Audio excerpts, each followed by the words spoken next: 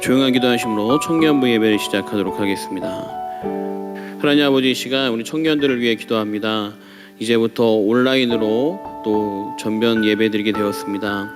하나님, 삶의 자리에서 예배드린 우리 청년들을 기억하여 주시고 그 삶의 자리에서 드려지는 모든 예배가 하나님께 드려지는 귀한 예배가 될 수 있도록 도와주시옵소서. 우리 사랑하신 예수님의 이름으로 기도합니다. 아멘. 우리 함께 찬양하겠습니다. 여러분 찬양할 때 하나님이 받으시는 귀한 찬양이 될 줄 믿습니다.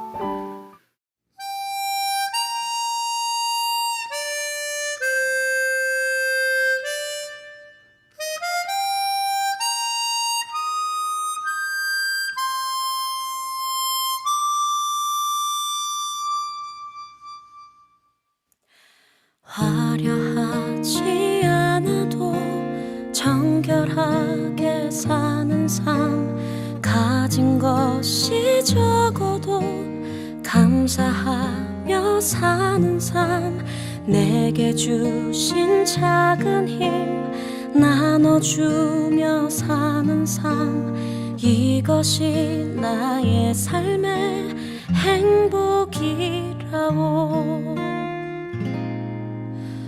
눈물 날 일 많지만 기도할 수 있는 것, 억울한 일 많으나 주를 위해 참는 것, 비록 짧은 작은 삶 주 뜻대로 사는 것, 이것이 나의 삶의 행복이라오.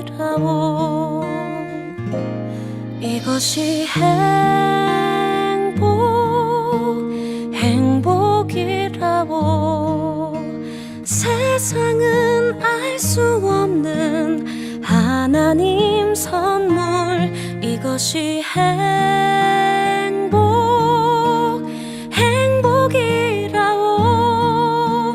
하나님의 자녀로 살아가는 것, 이것이 행복이라고. 자, 우리 오늘의 말씀을 함께 보겠습니다. 오늘의 말씀은 출애굽기 14장 16절부터 21절까지의 말씀을 보도록 하겠습니다. 지팡이를 들고 손을 바다 위로 내밀어 그것이 갈라지게 하라. 이스라엘 자손이 바다 가운데서 마른 땅으로 행하리라. 내가 애굽 사람들의 마음을 완악하게 할 것인즉 그들이 내 뒤를 따라 들어갈 것이니라. 내가 바로와 그의 모든 군대와 그의 병거와 마병으로 말미암아 영광을 얻으리니, 내가 바로와 그의 병거와 마병으로 말미암아 영광을 얻을 때에야 애굽 사람들이 나를 여호와인 줄 알리라 하시더니, 이스라엘 진 앞에 가던 하나님의 사자가 그들의 뒤로 옮겨가매 구름 기둥도 앞에서 그 뒤로 옮겨 애굽 진과 이스라엘 진 사이에 이르러 서니, 저쪽에는 구름과 흑암이 있고 이쪽에는 밤이 밝음으로 밤새도록 저쪽이 이쪽에 가까이 못하였더라.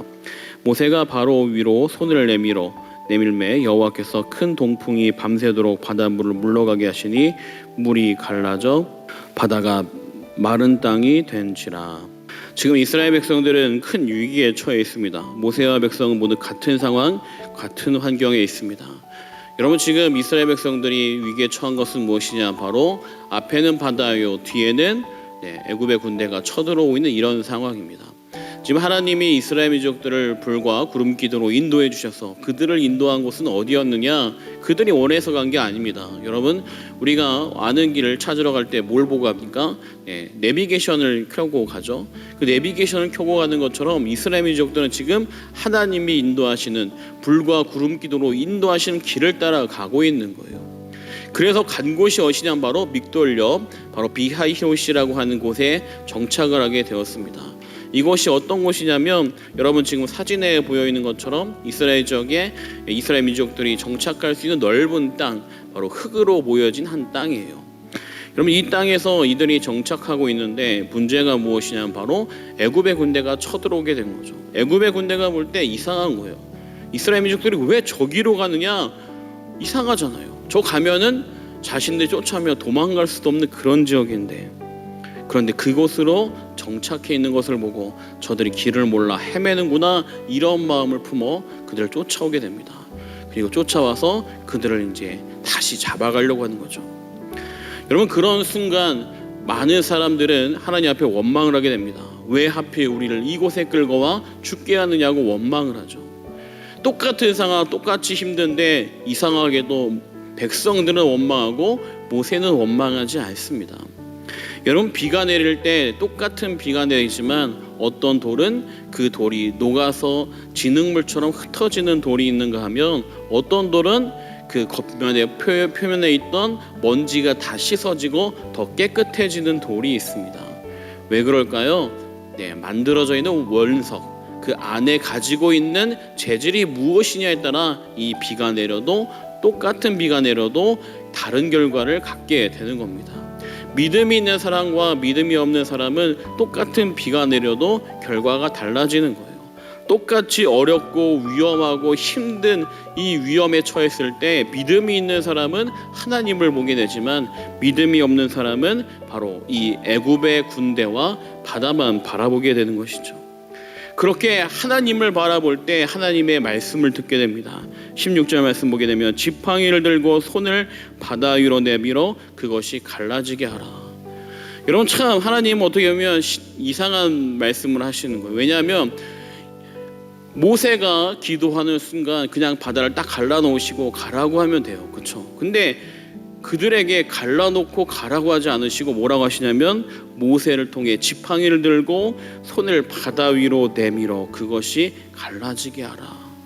모세를 통해 직접 행동하게 하시고 그 행동함으로 역사가 나타나는 것을 보여주시고 계시는 거예요. 왜 이렇게 할까요? 그냥 바다 갈라주시면 되잖아요. 그리고 말씀으로 이제 너희 건너가라 해도 되잖아요. 근데 왜 그렇게 할까?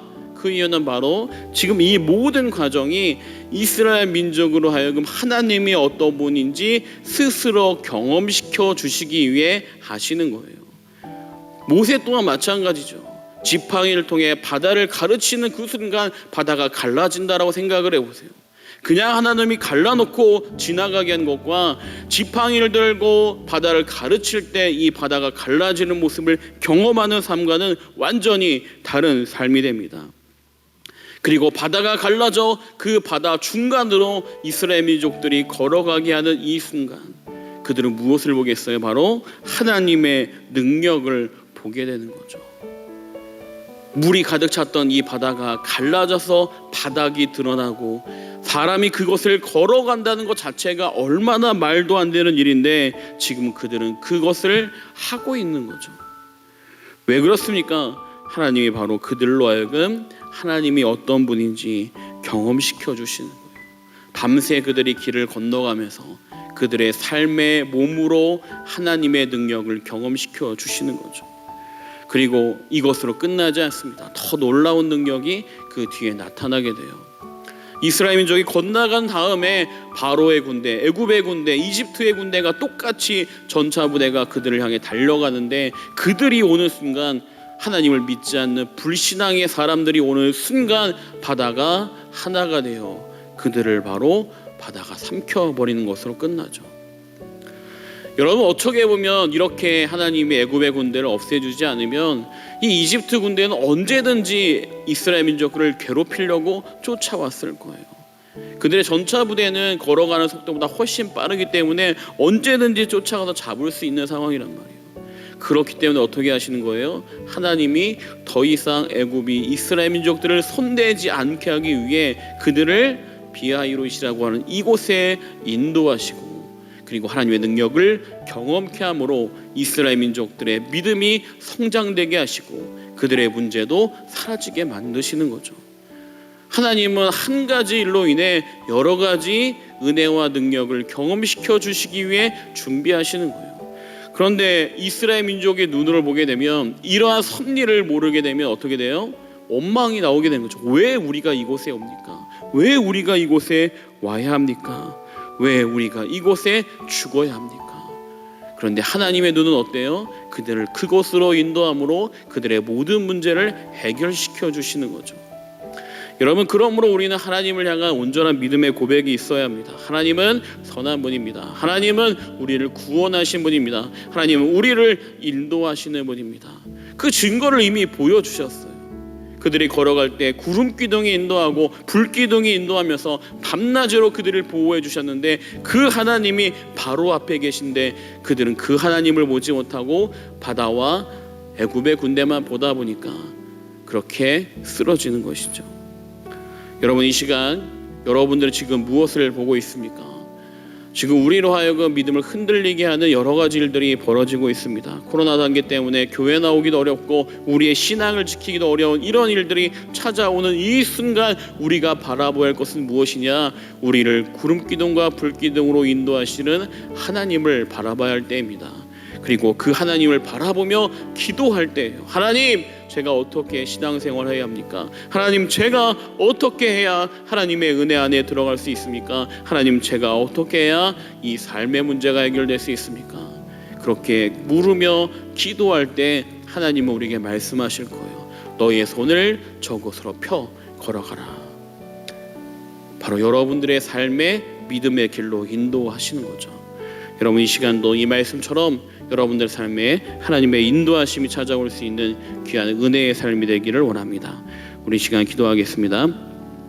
하나님 아버지, 이 시간 이 말씀처럼 우리들의 삶을 돌아보게 하여 주시옵소서. 우리는 원망의 자리에 항상 있진 않는가, 아니면 모세처럼 믿음으로 결단하며 나아가는가 돌아보게 하여 주시옵소서. 우리 청년들의 삶이 모세의 삶이 될 수 있도록 어느 곳에 있든지 하나님을 바랄 수 있도록 이 시간에도 함께하여 주시옵소서. 우리 사랑하신 예수님의 이름으로 기도합니다. 아멘. 여러분, 지금 코로나 단계가 지금 계속 격상해서 4단계까지 올라갔습니다. 참 안타까운 일인데, 그래서 한동안 전면 온라인 예배로만 예배를 진행하게 되었습니다. 우리 청년들이 이제는 교회에 나와서 예배하는 것은 당분간 안 되고요. 여러분들 온라인 예배로 삶의 자리에서 예배드리면 됩니다. 그리고 여름 사역은 한동안은 이 코로나 단계가 낮아지기 전까지는 아마 정지될 것 같습니다. 우리 청년들 함께 기도해주고 삶의 자리에서 말씀을 갖고 살아가는 귀한 청년들 되길 바랍니다. 시간 주기도하겠습니다. 하늘에 계신 우리 아버지여, 이름이 거룩히 여김을 받으시오며 나라의 임하옵시오며 뜻이 하늘에서 이루어진 것 같이 땅에서도 이루어지이다. 오늘날 우리에게 일용할 양식을 주옵시고 우리가 우리에게 죄 지은 자를 사하여 준 것 같이 우리 죄를 사하여 주옵시고 우리를 시험에 들게 하지 마옵시고 다만 악에서 구하옵소서. 대개 나라와 권세와 영광이 아버지께 영원히 있사옵나이다. 아멘.